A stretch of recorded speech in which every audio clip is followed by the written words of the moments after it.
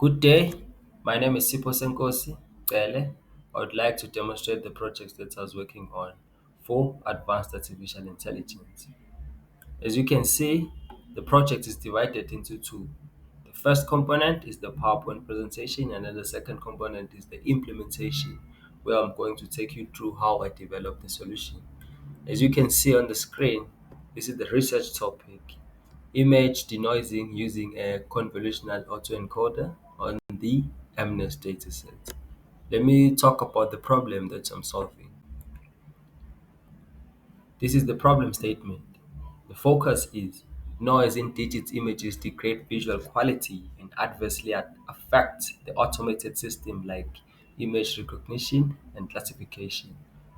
The dataset I used is MNIST dataset, offers a control environment to test denoising models containing 70,000 grayscale handwritten digits. The noise that is in the image is synthetic noise, Gaussian noise, and salt and pepper noise that simulates real-world image corruption. The challenge is that to reconstruct the original clean image while preserving structural information critical for recognition tasks. This solution is configurable. It can also solve problems to medical imaging, such as the noise that is in the X-ray images. I'd like to talk about how I propose the solution. Proposed solution, I developed convolutional denoising autoencoder. The proposed autoencoder consists of an encoder and a decoder. The encoder focusing on progressively reduces image dimensions via convolution and pooling layers to extract pictures from the noisy image. And then the decoder focusing on reconstructing the clean image through upsampling layers and convolutional operations. The model is using the loss function and an optimizer. The loss function is the binary cross entropy. There are two classes. The first is a noisy image, and then the second is a clean image. And then I used an optimizer, the learning rate of 0.01 to assist the model to learn more. I would like to talk about the pipeline of the solution. The pipeline, I'll start by briefing the data flow. Its input, noise, encoder, decoder, and the output. This is the autoencoder pipeline you see on my right hand side, starting from clean MNIST images. On the implementation, we're adding a synthetic noise, Gaussian noise, and the salt and pepper noise. We generate the noisy image, take the noisy image and pass it into an encoder. The encoder compresses the noisy image into a latent space. From the latent space, the decoder decompresses the noisy image to produce reconstructed denoised images. And then we evaluate the generated image using three different types of classifier accuracy. I'd like to talk about the experimental results I got developing the model. Experimental result is focusing on the data set and pre-processing. Dataset is the MNIST dataset with 60,000 images to train the model and then 10,000 images to test the model. The noise that we added into the image is the Gaussian noise and the salt and pepper noise. The normalization process, the image pixel is from 0 to 255. Normalize the pixel values to be between 0 and 1. The training step, 20 epochs. That is our stopping condition. After 20 steps, we're stopping the model. The images that we pass to train the model is 256. The validation split is 20%. And then the frameworks that I used to train the model is TensorFlow and Keras. I would like to show you guys the two different generated samples. I'll start with this is the noisy image generated by the model, which as you can see, it looks like 7, but I'm not sure. Let's go to the second page, of which this one talks about the clean image. the image that was generated by the convolutional denoising autoencoder. You see now, you can clearly see that this is 7. So all the noise is removed. I would like to stop here for the PowerPoint presentation and then move into the second component of the presentation, of which is implementation. This is the implementation of the convolutional autoencoder. It's a autoencoder is a simple neural network trained to perform tasks of encoding and decoding an item.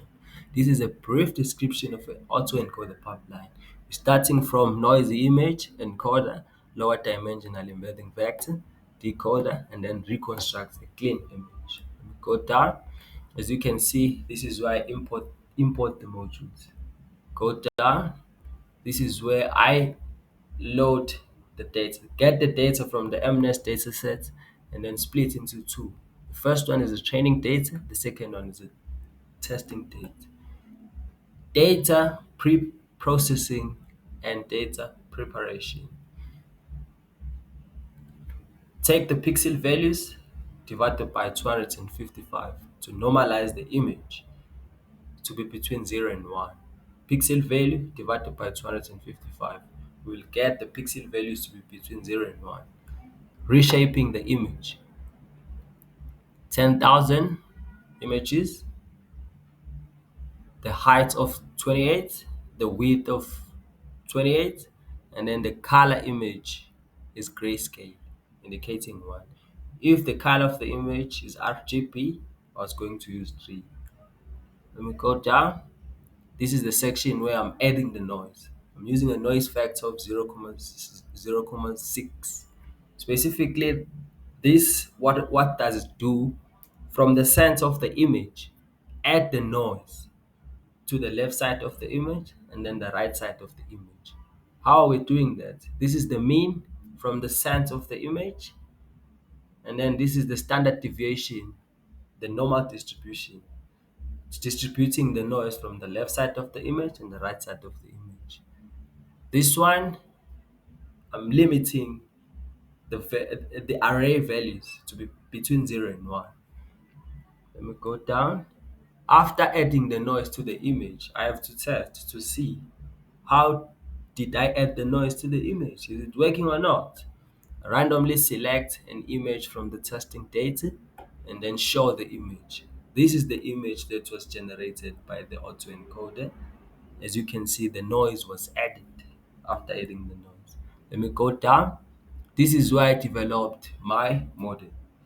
The model is divided into three. The first one is encoder, and then the second one is decoder, and then the last one is the output layers. So let me start to talk about the first conv2D layer. Is using 32 filters, the size of 3. The activation function I use is relu to introduce non-linearity into the model. The padding is the same. Output is the same as input. The input image is height of 28, width of 28, and then the color of the image is a grayscale image of which it's 1. Max pooling. Max pooling to the focuses on compressing the high dimensional noisy image, converting to a lower dimensional embedding vector. Go down, repeating the same process. These layers, same as the layers at the top. The difference is the filters that we are using, of which this one is focusing on extracting more features from the image. I would like to talk about the decoder. The decoder from lower dimensional embedding vector converts back into original image. The first layer is conv2D, 16 filters, and then the size of 3. Activation function, it's relu. Relu, you give it a negative pixel value, and then it will output 0. You give it a positive value, it will output a pixel value between 0 and 1. Pairing is the same. Pairing means output is the same as input. Upsampling layers decompresses lower dimensional embedding vector back into the original image. In simple terms, it's increasing the dimensionality of an image, specifically increasing the height and then increasing the width. Max pooling, in simple terms, it's reducing the dimensionality of an image, specifically the height and the width. Go down to output layer. Output layer is using a const 2D. The filter is 1 and then the size is 3. Activation function is sigmoid. Sigmoid, what does it do? It outputs a single noisy image. And then pairing output is the same as input. The learning rate to assess the model to learn more, I'm using Adam Optimizer. The loss function to calculate the error, how wrong is the network is. I'm using a binary cross entropy, of which in this context, I'm using two classes, the noisy image and the clean image. We go down into the training of the model. The training of the model, this is the input of which it's noisy image. And then this is the output of which it's a clean image. This is specifically a training data. Using 20 epochs, this is my stopping condition. After 20 steps, I'm stopping the model. To assist the model to learn, I'm using 256 images passing to the model so that it can extract features and then understand how it can handle to remove the noise. And then this one is the validation, specifically for testing purposes. This is the input, and then this is the output.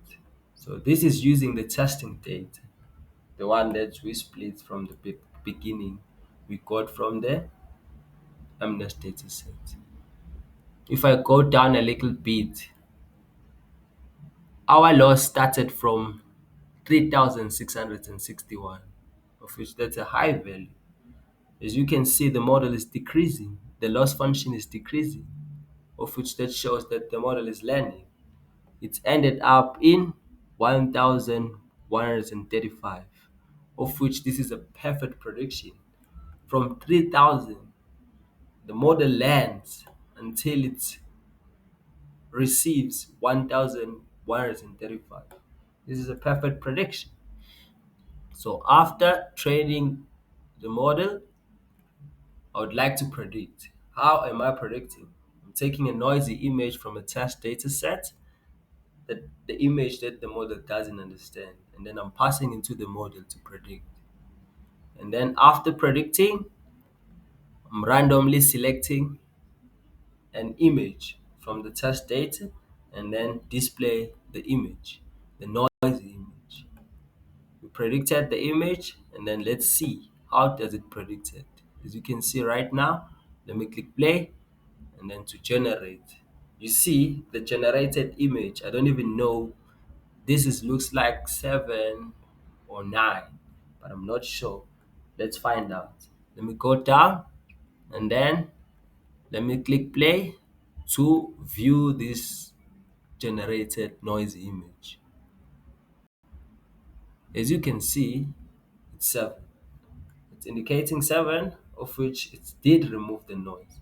Let me go up again and then let me click play to generate another image. This looks like 0, but I'm not sure. There's too much noise in here. And then let's go down and then click play and then let's remove the noise from the above image, of which it's 0. It is 0. Let's do the last more time. Then let's click play. Then generating a new image. I'm not sure this is 3 or what, but let me go down and then to view to remove the noise. It looks like 5, of which my convolutional denoising autoencoder, it is removing the noise. It is achieving what we were expecting. I'd like to end the demonstration here. Thank you so much for your time and everything. Thank you.